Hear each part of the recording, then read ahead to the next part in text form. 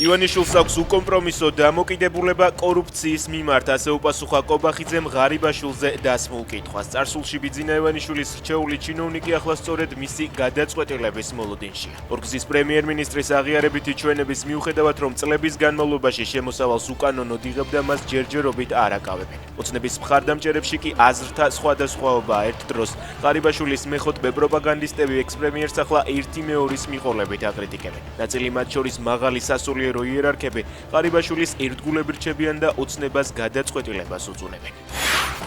ტრამპი პუტინის წინააღმდეგ მოქმედებაზე გადავიდა. ამერიკის შეერთებულმა შტატებმა ორი უდიდესი რუსული ნავთობ კომპანია როსნეფტი და ლუკოილი დაასანქცირა. ორივე მათგანი კრემლს უკრაინის წინააღმდეგ ომის წარმოებაში ეხმარება. ტრამპი, რომელსაც ომის დასრულებას სამშვიდობო მოლაპარაკებებით სურდა, დარწმუნდა, რომ პუტინი ამით დაინტერესებული არ არის. სანქციები გააძლიერებს ზეწოლას, რომ კრემლმა ომის წარმოება ვეღარ შეძლოს. დასანქცირების შემდეგ ორივე კომპანიის აქციების ფასი მკვეთრად დაეცა.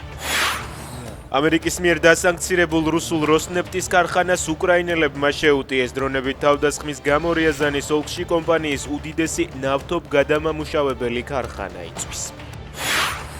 რუსეთში ჩელიაბინსკთან აფეთქება მოხდა ქარხანაში, რომელიც საბრძოლო მასალას აწარმოებდა. დაიღუპა 9, დაშავდა რამდენიმე ადამიანი.